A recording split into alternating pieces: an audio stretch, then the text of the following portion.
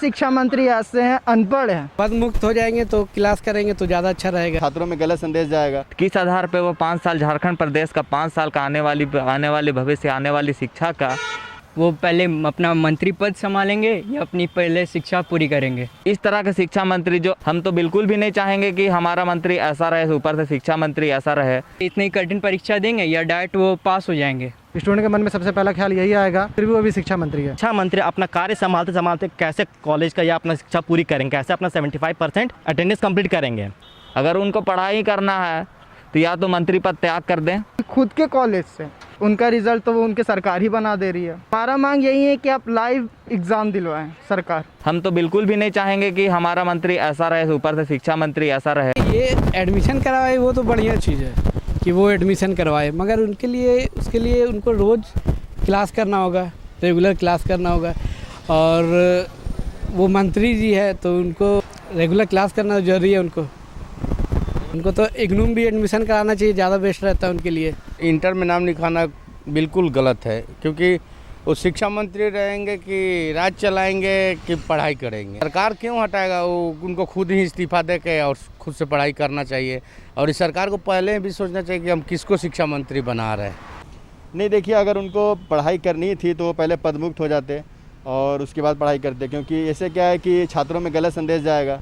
क्योंकि जो शिक्षा मंत्री है, जो पूरे झारखंड का शिक्षा मंत्रालय देख रहा है, वो खुद अभी तक 10th क्लास पास करके इंटरमीडिएट भी नहीं गया है।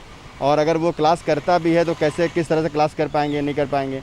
तो ये सब एक गलत मैसेज जा रहा है पूरे प्रदेश में। ये झारखंड के बच्चों के साथ में अन्याय है और उन्होंने दाखिला इंटर में लिया है तो उन्हें प्रतिदिन पढ़ाई करना पड़ेगा। और मुख्यमंत्री हेमंत सोरेन जी को ध्यान देना चाहिए इस पर, और सारे बच्चों के साथ जो अन्याय हो रहा है उस पर विशेष ध्यान देना चाहिए और उन्हें पद से बर्खास्त करना चाहिए और किसी अन्य को शिक्षा मंत्री का पद देना चाहिए। मैं शिक्षा मंत्री से ये पूछना चाहूँगा कि वो पहले अपना मंत्री पद संभालेंगे या अपनी पहले शिक्षा पूरी करेंगे। जैसे कि हम लोग अपना पूरा क्लास करते हैं तो क्या वो भी ऐसे ही पूरा क्लास करेंगे?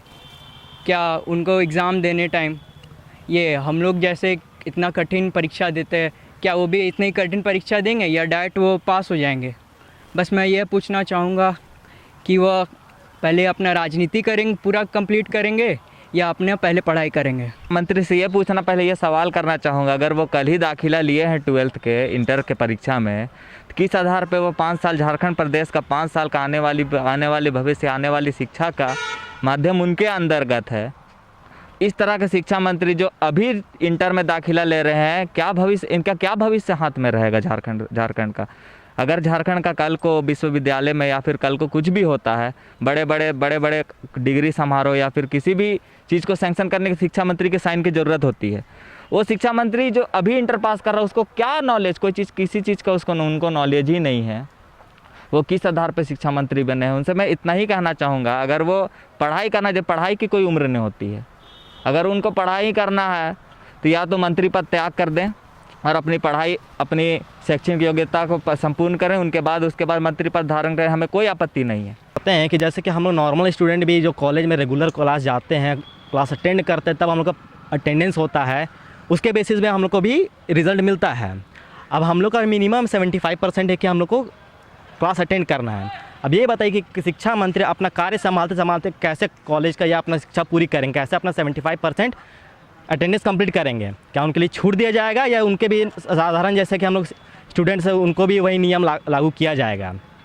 और पेपरों के माध्यम से हमें ये भी पता चला है कि जो शिक्षा मंत्री उन्हीं को कॉलेज और उन्हीं में वो एग्ज़ाम देंगे, तो कितना तक ये मतलब कि दूध का दूध और पानी का पानी रहेगा कि वो कितना % सही लिखेंगे या कैसे लिखेंगे, अदर स्टूडेंट के लोग साथ लिखेंगे या अलग से बैठ के लिखेंगे?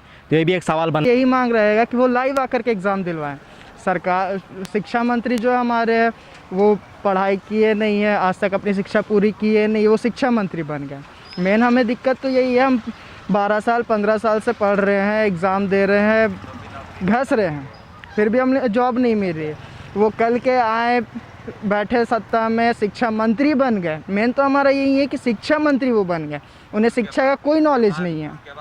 उसके बाद वो बोलते हैं कि हमें इंटर पूरी करना, वो भी खुद के कॉलेज से।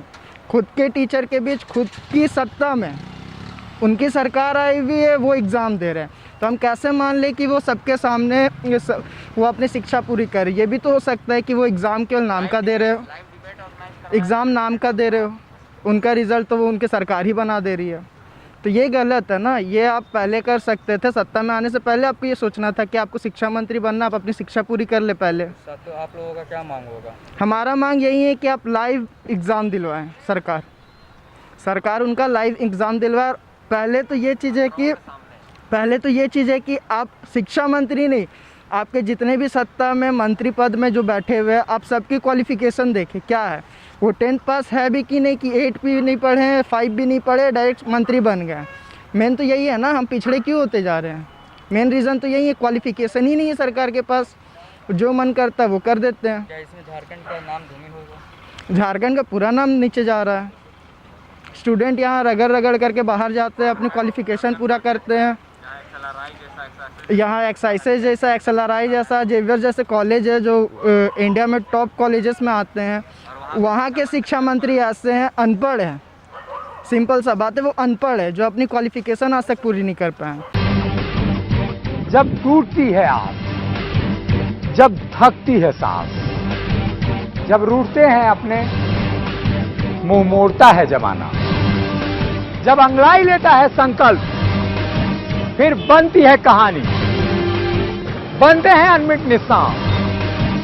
देखिए मेरे साथ संघर्ष की दास्तां।